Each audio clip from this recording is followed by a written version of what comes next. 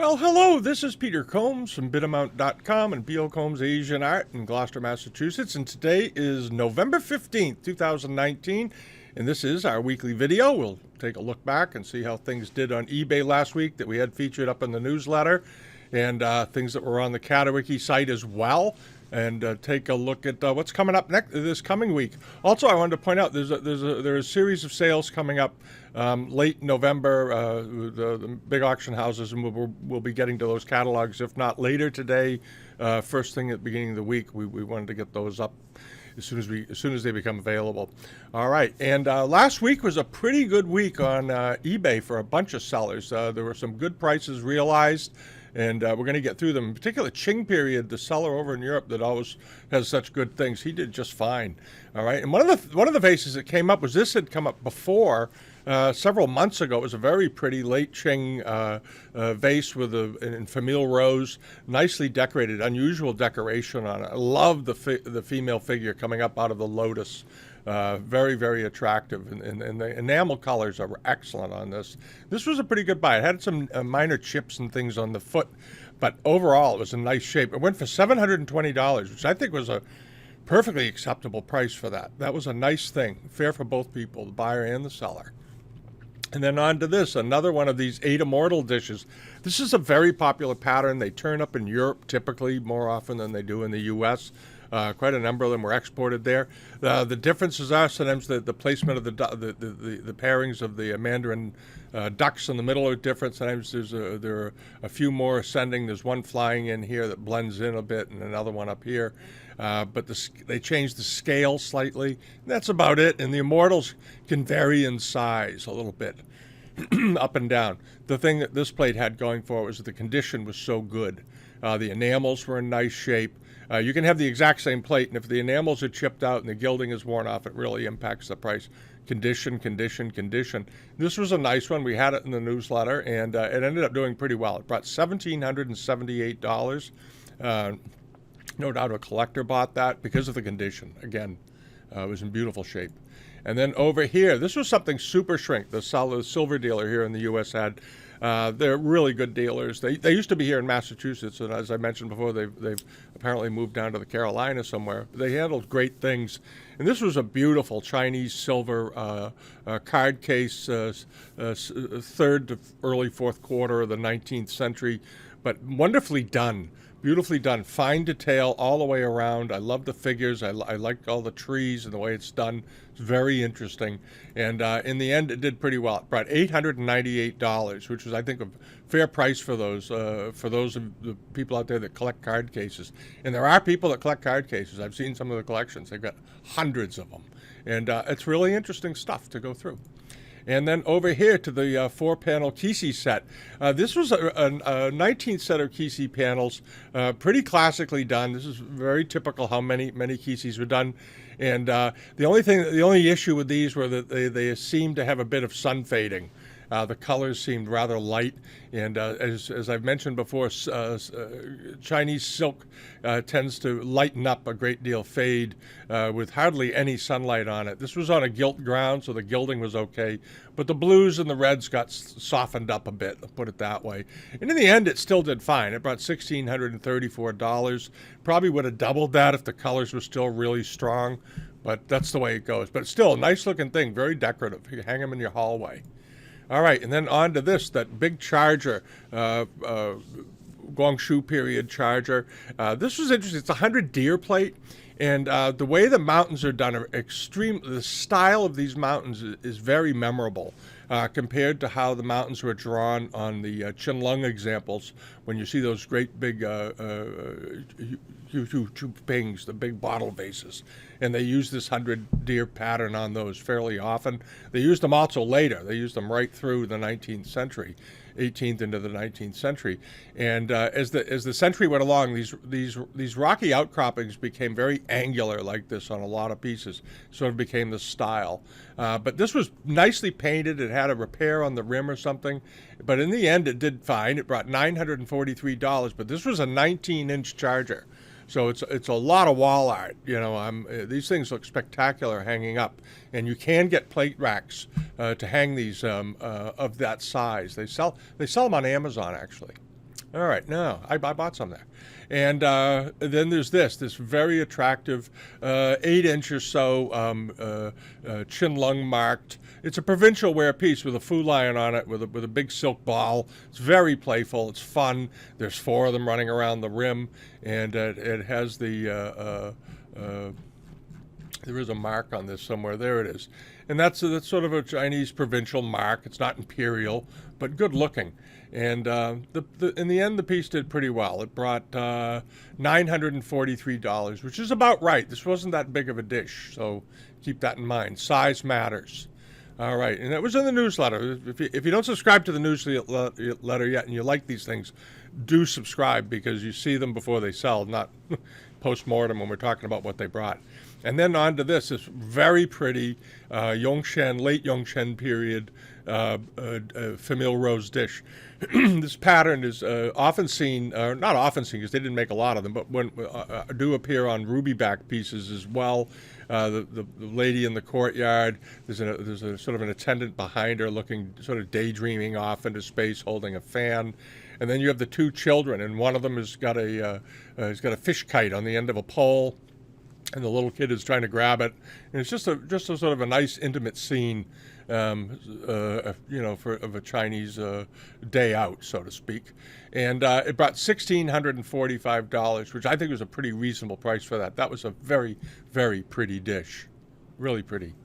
And then on to this, the Republican vase. This was a nice vase. It was beautifully painted.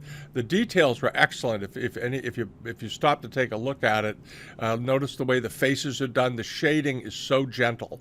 A lot of times when they made bad copies, the way they toned the skin, the faces, the cheeks here and here, got too dark, and they all ended up looking like they needed shaves, like a heavy 5 o'clock shadow. And it was just supposed to give a little hint of color to the skin. And I love the scholar, sort of passed out, the teacher sleeping at the desk with all of his objects. And this kid's running around with a pole with a bug on the end of it. There's another kid trying on a hat. And this kid looks like he's painting on this kid's forehead, the way kids do to this day, sort of like the magic marker on the head. It's just sort of fun the way they did it. I like that. Here's another kid standing on his hands upside down. Here's the kid being painted. This was a really interesting vase. And of course, the teacher is sound asleep. So not much has changed over the years. Anyway, this did very well. It brought $4,050, which is quite good. But interesting vase, very well done. And the size on it was, because somebody said I should always mention the size, it was a good size vase. It was 12 inches. A lot of these Republican vases didn't get that big. They were 8 or 9 inches. So it was a good sized pot. I think that was a very reasonable buy for what it was. And then on to this. This was one of the little bargains of the week. This was one of these 18th century shell-form dishes. They do turn up, from time to time. Sometimes the earlier ones have unglazed backs. Some of them, they look like these. They're sort of bumpy and they have little feet on them. I have seen them also where there's no glaze at all back here. It's just raw paste, but very white. But this was a nice little dish. Had a nick, but look what it went for. This was a heck of a buy if you like 18th century porcelain. $12.21. There you go. Had some chips around the edges, which he pointed out. But boy, what a bargain that was. And then on to these, the circa 1900 Who Form vases with lime green grounds, a matched pair as opposed to a mirror pair with the Blackbirds. As I've said in other videos, the Blackbirds became sort of ubiquitous in late Qing porcelain. They used them before, but they became very commonly used. The Empress Dowager liked them. She used Blackbirds on on the pieces of porcelains that she actually designed, those Femi June bowls and so forth, and they did appear here as well. And this was a nice pair of vases, and they did fine. They brought $1,175. Very attractive. And then over here to this Guangzhou bottle vase. This pattern on this bottle vase, you will see it on Qianlong pieces, you'll see it on Caijing pieces, you'll see it on Daguan pieces, and then on Guangzhou examples and other examples in between. It was a popular pattern. A few years ago, I remember looking at a price review, and in this pattern, I think there was something like 28 or 30 that I saw in one record book of these that sold from different periods and different prices. But if you don't have 15 or 20,000 to spend on a Qianlong one, or 30,000, this one was pretty reasonable. It went for 2,000, and that's sort of the price they sell for. If you do see them, they turn up in London at Bonhams and Christie's and Woolley and Wallace, and those guys get these, and that's sort of the range they go for. That's right in the range for that period. And then on to this, the iron red covered jar. This is a later 19th century one, but what it had really going for it was the condition of the decoration and the whiteness of the porcelain. It was beautifully white, and the gilding on it was all intact, and the enamels were not rubbed down. All right. Often you'll see these jars, and you'll notice that there's a lot of wear and so forth to the gilding. The condition is critical for the value on these. It really is. And this one did pretty well. It brought $1,525. All right, but it was in beautiful shape. Condition. It was in the newsletter. If you don't subscribe to the newsletter, come over and do it, and you can see these things on Bidamount before they sell, in case you wanted to buy it. All right, now over to this. This was the Cobalt Ground with gilt flowers and vines and so forth, Buddhist flowers floating around it with a little mark on the back. Very typical, but it's a Kangxi example, and it did pretty well. It brought $920, and it was in mint condition. And if you look carefully again, condition, notice there's no wear to the gilding on these at all. They're in beautiful shape. There's no chips, and they have that beautiful glaze that was usually blown on. This cobalt was applied typically with a straw. They'd blow it through a tube to coat the piece and then do the gilding later. And it leaves that sort of speckly texture to it. So $920 for a pristine dish. And then on to this, the Gourd Form Yixing teapot, about the 1915 to 1930, somewhere in there. But what's interesting, it's a gourd form, and then they incise gourd decorations on it, and it's got a couple of stamp seals, one on the lid and one on the bottom. And in the end, it did fine. It brought $510. If you're a Yixing collector, I hope you got it, because it was a nice one. It's sort of an unusual shape. It's not a shape you see often. And on to this, the 18th century blue and white horse and rider plates. This is a 18th century Qianlong, or a little later, dish, but it's based on the very well-known Kangxi examples. The pattern was very popular, and they just kept making them. But this was slightly later. As you can see, the simplified field, the way this is done, the white space and so forth, sort of nudges it out of that period. And the very dark blue that wasn't quite as well controlled, but still nice plate. And brought $390. Not bad. Plates with scenes and figures on them and activities can do very well. And that's a case of it right there. And then onto this pretty Ware tile. I love the scene. There's a bunch of scholars sitting out, on a day, chatting and looking at things, and they've got a table here with a big bronze on it and so forth. It was in fairly good shape. It had a nick out of the corner, as I recall, and it has a little bit of chipping to the enamels up here that you can see. And here's the back of it. That's what the back of these always should look like, pretty much, with these lines running through them. It's how they were made. And this did very well. It brought $2,283. And this was from a seller in California that comes up periodically with some pretty interesting things. And that was a nice object. That was a nice, softly painted thing. And then onto this, the Kangxi Dish, with the figures in the outer rim, and then the interior cavetta with flowers, and then a circular rondelle of an interior scene of gentlemen sitting around a table. Looks like they're drinking wine. And but I like the juxtaposition of the interior, and then around the rim, the exterior, what people might have been doing outside, and then buffered by flowers. It's very good composition, really attractive. Here's a picture of the back, and this is what this creamy ivory, nice round foot is what you want to see on Kangxi pieces and early 18th century pieces, and this sort of mattish glaze here with a few little pits. Very typical, but nicely done. And this brought $355. I think this was a very nice buy, actually. That's not a bad price for this. It had a couple of tiny frits, but that was about it. Nice looking plate. And then onto this, another piece of this John Ware. And this was another tile. This one had a poem in it, though, and that makes it a little different. And I love the mountain scene, the Chinese gentleman coming up to his little hut, and this fading background. Very attractive, really attractive. And it brought $3,068. But a lot of it lays with the script, which is considered an extra, an additional art. Porcelain making was an art, enameling was an art, and writing script is an art. And so that's why pieces that have elaborate script on them often do exceedingly well, because it's sort of a package. All right, and now over to this, the Flambe glazed peach form puzzle pot. We've seen these before. We've seen them in every color imaginable. Famille Jaune, Famille Rose. You see them in celadon with a little bit of iron red here, often on the knob of the peach. And in this, it's all flambe glaze. It's late 19th century and 1890s to 1910, somewhere in there. And you know that because on the bottom is the China mark, and then the China marks went into application around 1895 on anything being shipped out. They had to mark country of origin. That doesn't matter. This was a really pretty piece of flambe. All right. Sometimes people are turned off because it says China on it, and the exact same piece sometimes doesn't have China on it, and they'll pay more for it. I don't know why. They're made at the same time. But this was pretty, and I liked the blue at the bottom around the foot rim. Nice looking pot, and I think it was a good buy. It went for $540 on the lower edge of what these typically bring, and I don't know why, because this was a really nice one. I have a feeling the mark on the bottom might have held some people back. All right.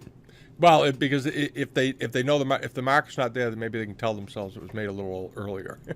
All right, and then over here to the Chinese export fan. This was a good package. This included the box, and there was also lacquered in the manner of the fan blades here. But nice looking scene. I like the this soft apricot color in the background, and the way they did the cartouches of the interior in terrace scenes. Nicely done, very nicely done, and with the box, and it only went for $682. And this was kind of a surprise to me because the box was beautifully done, and here it is, and it has an interior watercolor painting. These were done, 1850 to 1875, somewhere in there. There it is, and here's the box closed. The lacquer was all in nice shape. Sometimes these boxes, the lacquer on the fan is in good shape, but the box was worn. This fan box was in nice condition, probably worth a couple $100 by itself. And the whole package went for $682. So if you're a fan collector, I hope you got it, because that was a good buy.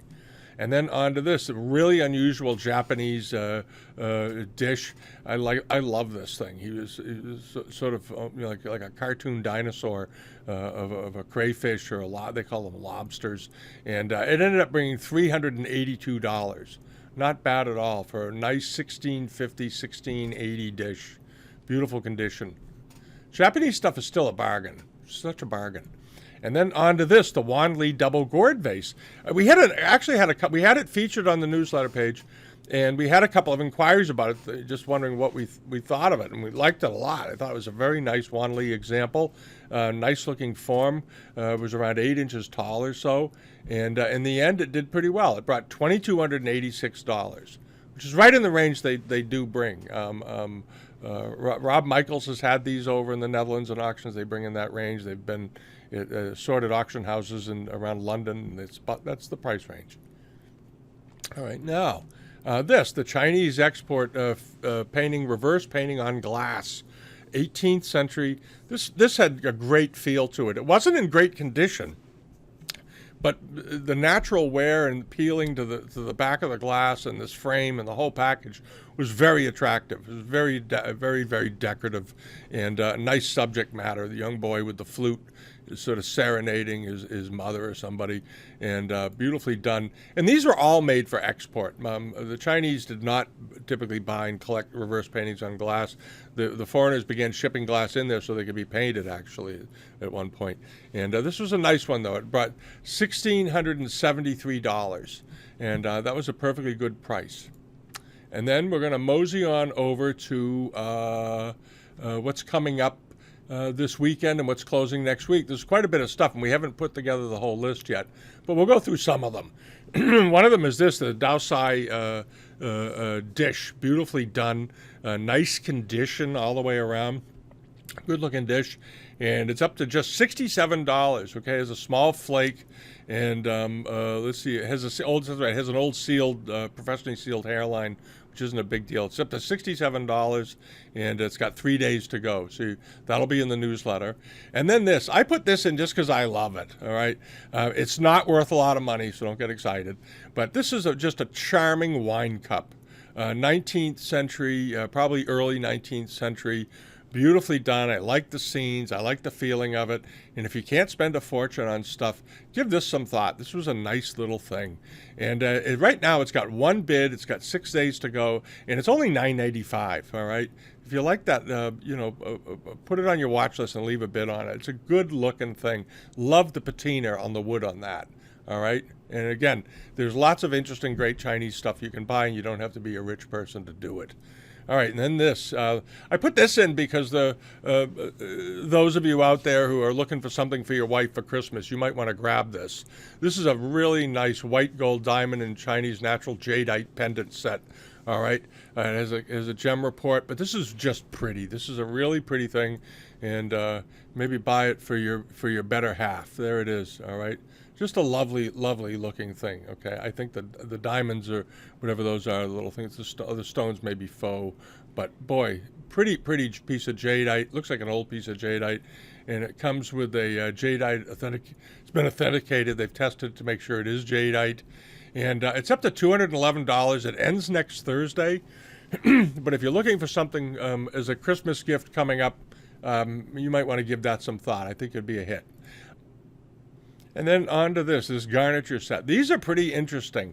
It's an unusual form for 18th century. They're sort of on a soft paste porcelain, but nicely molded with these with applied relief work and the sort of exaggerated narrowing of the necks and the waists on the vases coming down.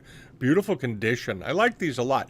You see bow pots with these sort of appliques on them fairly often even in rose mandarin pieces.